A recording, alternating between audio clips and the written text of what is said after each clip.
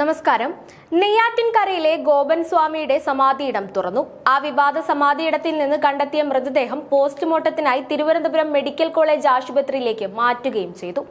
കല്ലറയിൽ നിന്ന് കണ്ടെടുത്ത മൃതദേഹം ഗോപൻ സ്വാമിയുടേത് തന്നെയാണെന്നാണ് പ്രാഥമിക നിഗമനം. കല്ലറ പൊളിച്ച് പുറത്തെടുത്ത മൃതദേഹം വ്യാഴാഴ്ച രാവിലെ 9:30യോടെയാണ് പോസ്റ്റ്മോർട്ടത്തിനായി മെഡിക്കൽ കോളേജ് ആശുപത്രിയിൽ എത്തിക്കുന്നത്.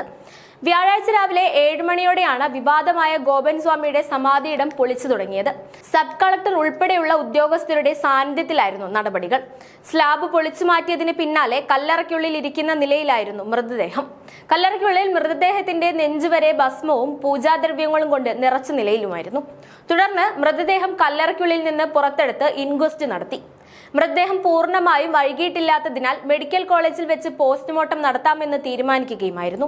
തുടർന്നാണ് മൃതദേഹം മെഡിക്കൽ കോളേജ് ആശുപത്രിയിലേക്ക് മാറ്റുന്നത്. ഗോപൻ സ്വാമിയുടെ മകനെയും പോലീസ് മെഡിക്കൽ കോളേജ് ആശുപത്രിയിലേക്ക് കൊണ്ടുപോയിട്ടുണ്ട്. ഉച്ചയോടെ പോസ്റ്റ്മോർട്ടം പൂർത്തിയാക്കും. മൃതദേഹം പോസ്റ്റ്മോർട്ടത്തിനായി കൊണ്ടുപോകുന്നതിന് മുമ്പ് സബ് കളക്ടറും പോലീസ് ഉദ്യോഗസ്ഥരും ഗോപൻ സ്വാമിയുടെ കുടുംബവുമായി കാര്യങ്ങൾ സംസാരിച്ചിരുന്നു.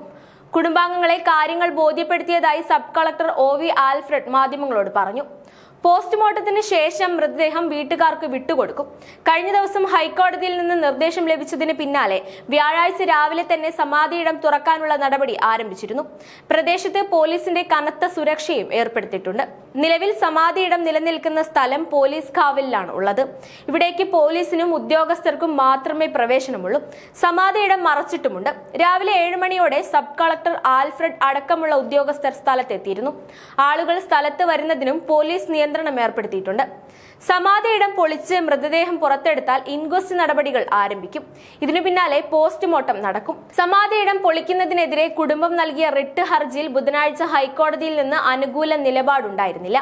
കഴിഞ്ഞ വ്യാഴാഴ്ചയാണ് അതിയന്നൂർ കാവുവിളാകത്ത് സിദ്ധൻ ഭവനിൽ ഗോപൻ സ്വാമി എന്ന് നാട്ടുകാർ വിളിക്കുന്ന മണിയൻ സമാധിയായെന്ന് വീട്ടുകാർ പോസ്റ്റർ പതിപ്പിച്ച് നാട്ടുകാരെ അറിയിച്ചത്.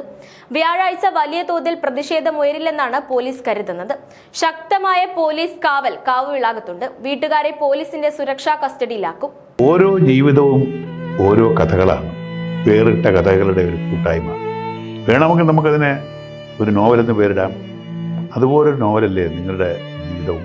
എന്താ, ശരിയല്ലേ? നിങ്ങളുടെ അനുഭവങ്ങൾ, കഥകൾ എന്തുമായിക്കൊള്ളട്ടെ, അത് കേൾക്കാൻ DNA ന്യൂസിലൂടെ ഞാൻ എത്തുന്നു. കഥ പോലൊരു ജീവിതം, അതിനായി ഞാൻ നിങ്ങൾക്ക് വേണ്ടി കാത്തിരിക്കുന്നു. നമുക്ക് ഒന്നിച്ച് കാണാം, കുറേ കാര്യങ്ങൾ സംസാരിക്കാം, വേദനകൾ പങ്കിടാം.